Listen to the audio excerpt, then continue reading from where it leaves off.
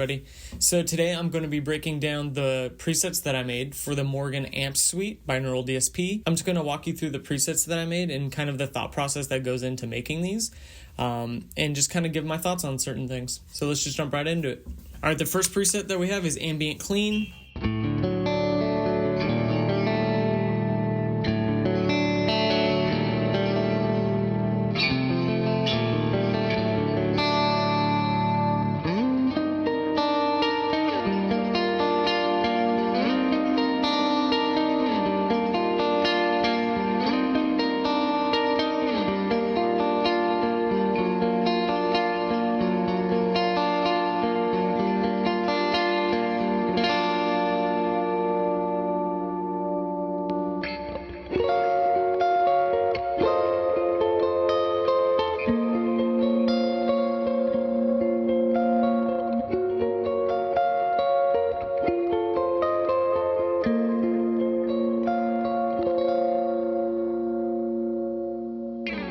Pretty much every time I make presets for these plugins, I will try and make just staples that I'll always use. Some form of an ambient clean, some, type of lead, some selective picking, thumping. Like if I'm somewhere else and someone has this plugin, I just need to be able to get to my tones quickly. So if it's like a particular like split coil sound or a thumping sound, I know exactly that it'll be ready to go and I know how to get it that fast.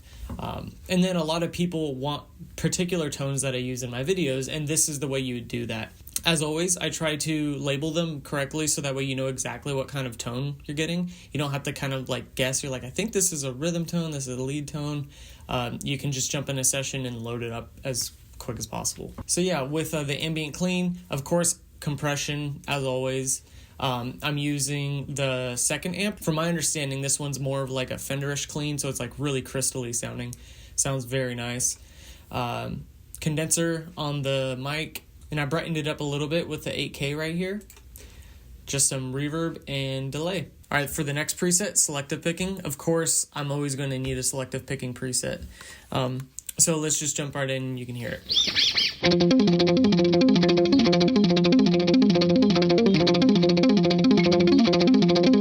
So with this one, it's very nice and spongy and percussive. It has the perfect amount of like both, I guess. Using these Vox style amps sound really nice with them. So with this one, I basically followed the same exact formula that I always use when it comes to making a selective picking tone. So for the Mattei Sasato plugin, I actually made a selective picking video kind of going over how I make the tones. This one's basically the same thing.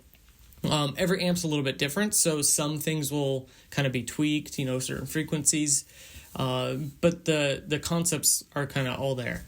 Basically just like dime the compression. Like I said, Neural DSP's compressors, in my opinion, so far haven't been so overbearing that if you dime them, they sound bad. If you use more of like, I guess like a mixing compressor, you can get those to sound really crazy. But since these are generally like guitar focused compressors, they don't let you go too crazy with them. So I have no problem just diming the compressor. I love the way that it feels. The way that it sounds is of course already good, but it's a feel thing for me. No overdrive. I generally speaking, unless it's like a really clean boost, don't add any overdrives to my selective picking tones. And then yeah, the AC20 sounds really good.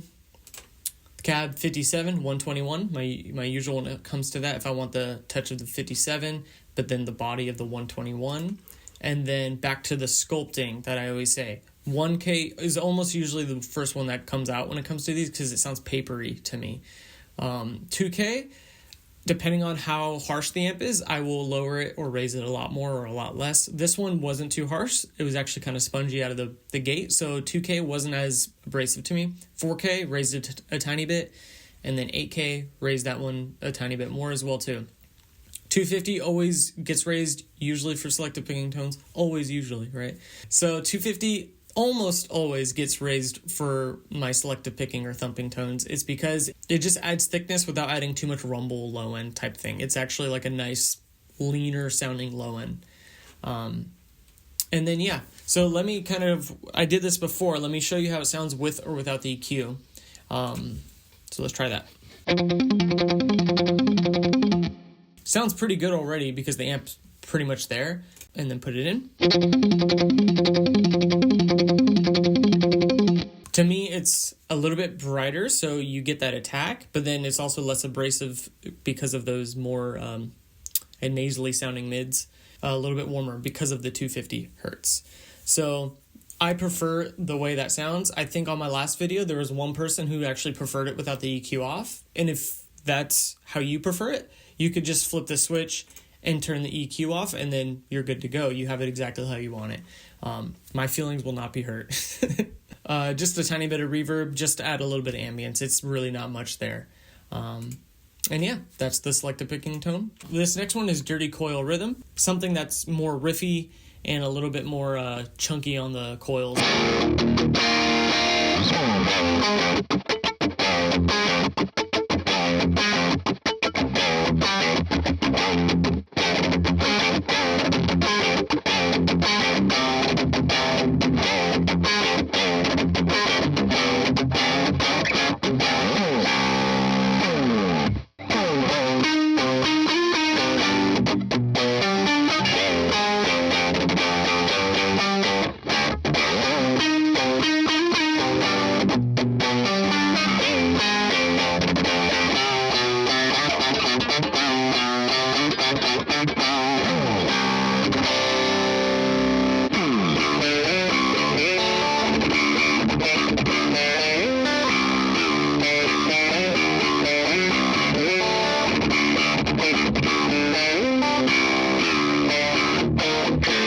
For this one, we have some compression, a little bit of overdrive, going into the AC20. So this one's a little bit more of like a Voxy style amp, more British.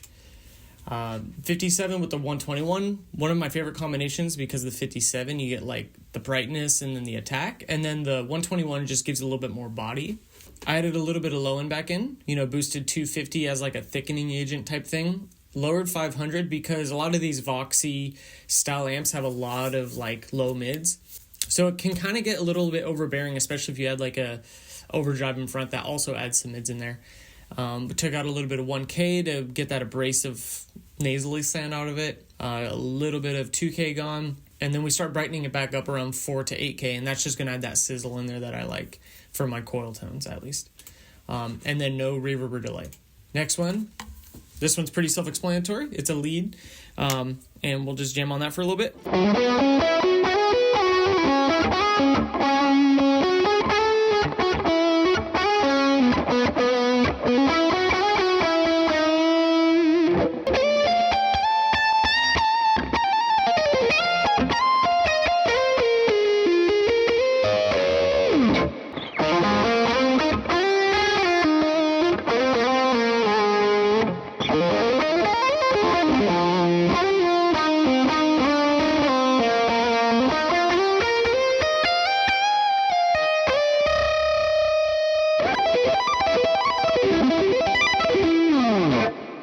So this one, a tiny bit of compression, just to add a little bit of that like touchiness that I really like.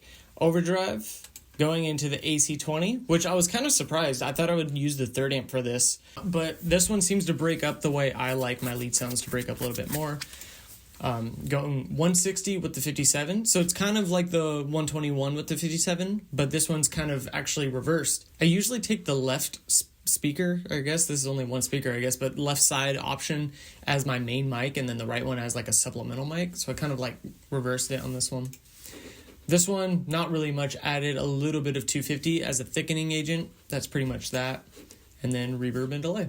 Out of This World Clean. So this one's supposed to be just like a super like sparkly, acoustic-y sound.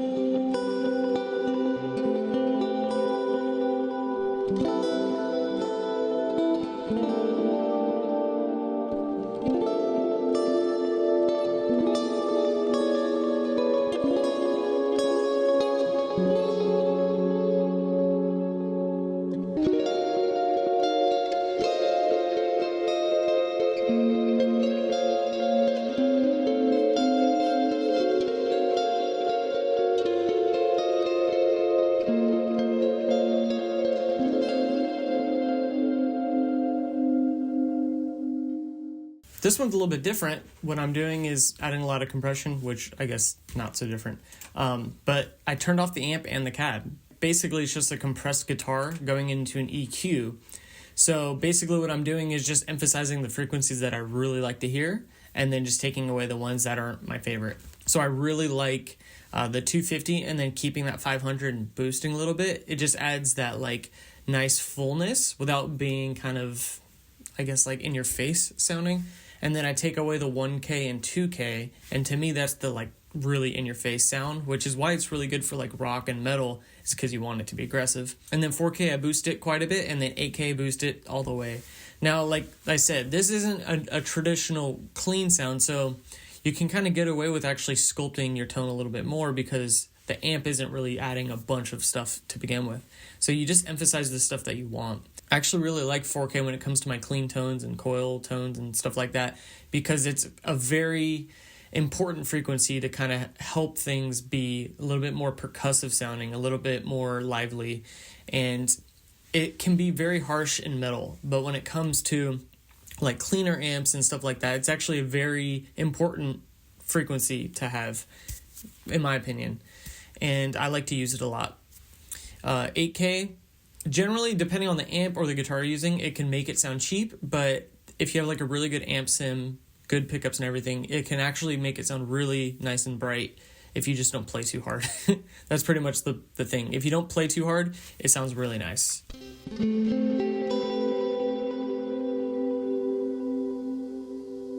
Do you see how it basically just kind of like floats? And that's what you want, just really light picking, and it just kind of sits. And it's a really nice bed to add in the background of your like compositions and stuff like that. I use a lot of similar settings for my reverb and delays. I'm not too picky when it comes to that kind of stuff, but luckily with all Neural's plugins, their reverbs and their delays are pretty much good to go. Thump Tone, which this is the one I use for the video.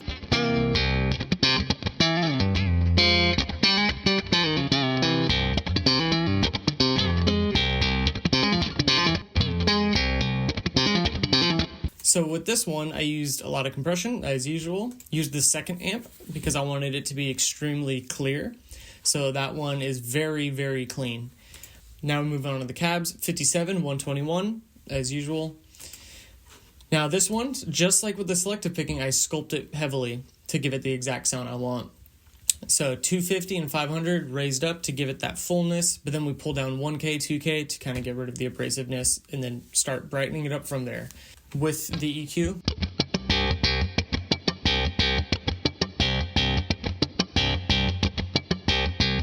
okay, without.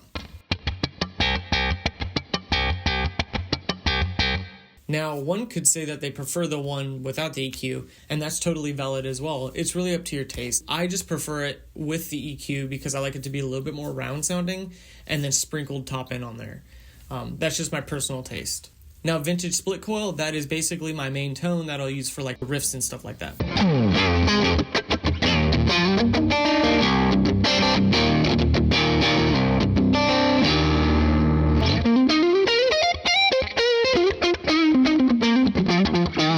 It works very well as a lead as well too if you want to use that. So nice low gain sounding lead.